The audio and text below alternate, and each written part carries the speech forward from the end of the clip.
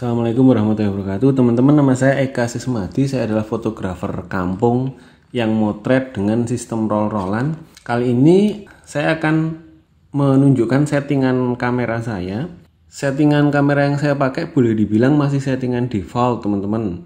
Seperti biasa saya selalu pakai Kelvin, teman-teman. Kelvin antara 4600 sampai 5200. Autofokusnya selalu one shot dan drive-nya juga sama, single shot. Fokusnya selalu di tengah. Teman-teman yang selalu tanya cara fokus paling gampang gimana, ini yang paling gampang adalah selalu di tengah seperti ini. Saya akan tunjukkan yang basic-basic saja.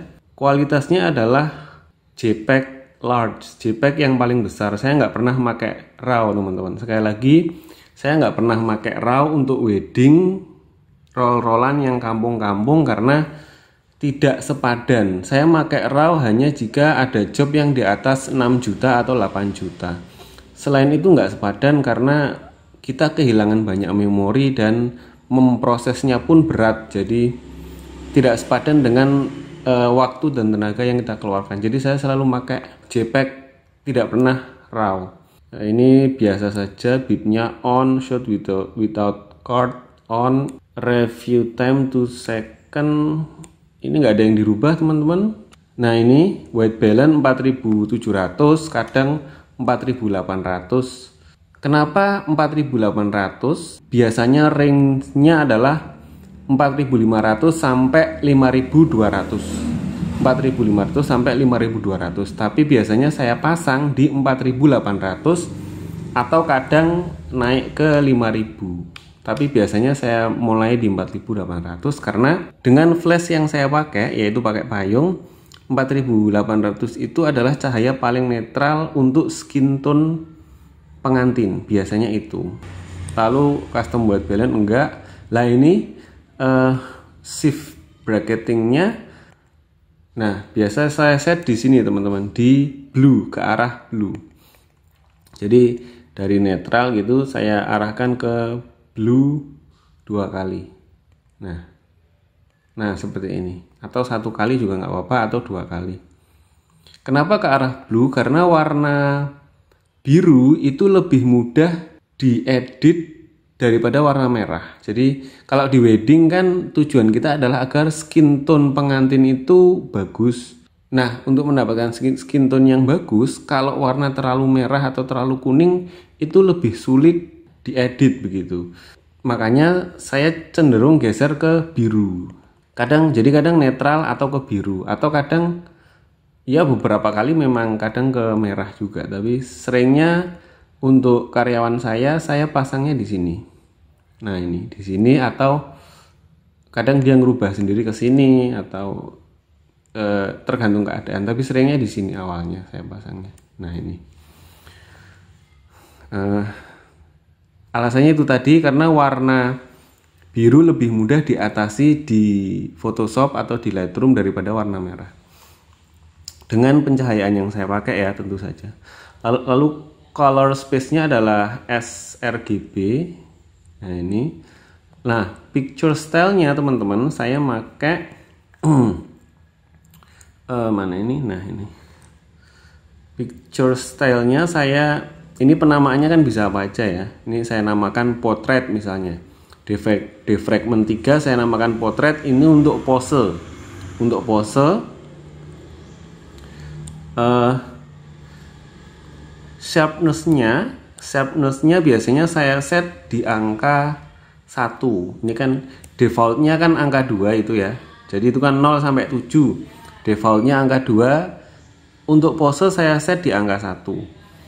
Kalau untuk foto keluarga dan acara, biasanya akan saya set di angka 5 atau 4. 5 atau 4 itu kan, sekali lagi ya teman-teman, itu kan 0 sampai 7. Jadi sharpness-nya saya set di angka 1 untuk pose.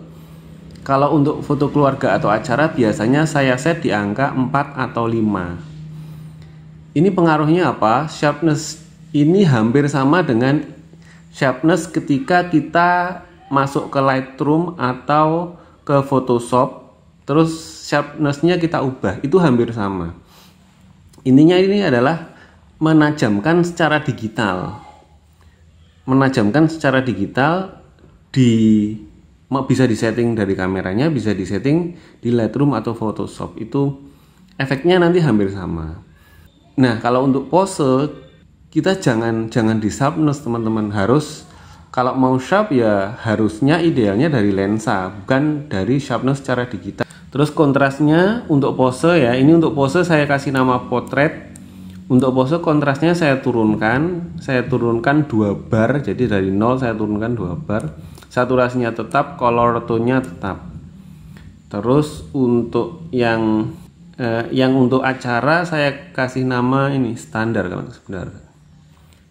Saya kasih nama standar misalnya. Nah ini teman-teman, ini untuk acara saya kasih nama standar. Jadi use defragment 2 standar. Sharpness-nya ini di angka 4 atau 5. Nah ini, dan ini karena pakai lensa ini ya 1740, lensanya aja udah tajam. Jadi di angka 4. Kalau 60D yang pakai 1855 itu di angka 5. Kontrasnya saya turunkan 2 sama.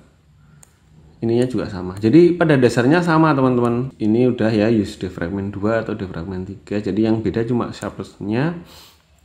Ini nggak ada perbedaan kayaknya. Ini nggak ada perbedaan, nggak ada. Apa ini yang teman-teman belum tahu dari sini apa? Ini protect image, nggak ada yang beda. Ini bukan AF point, highlight alert. Ini bukan masalah penting ya. Ini bukan hal penting. File numbering continuous ini nggak penting sama sekali. Video system NTSC ini juga nggak penting sebenarnya. Apalagi baterai info, external speed control. Kalau sudah di sini sebenarnya nggak ada yang penting teman-teman. Ini udah apa ini, user camera setting apa sih? Nggak ada yang penting. Nah ini paling ya ini kan ini apa namanya, custom ya, untuk memudahkan. Biasanya saya tempatkan white balance, external speed control. Kalau ada trigger godok X1T itu nanti bisa diatur dari sini. Select folder, sensor cleaning ya gitu-gitulah. Terus ini teman-teman, pengaturan fungsinya biasanya ini nggak ada hubungannya sama tone atau warna. Ini nggak ada hubungannya, nanti malah panjang kalau saya menjelaskan. Cuma itu aja teman-teman, cuma itu, nggak ada yang lain, cuma itu saja. Nah ini kan use defragment 2, use defragment 3, ini hampir sama tuh. Begitu teman-teman, saya mohon maaf sebelumnya penjelasan saya ribet sekali. Kalau ada pertanyaan silahkan bertanya. Saya harap teman-teman ada gambaran sedikit-sedikit.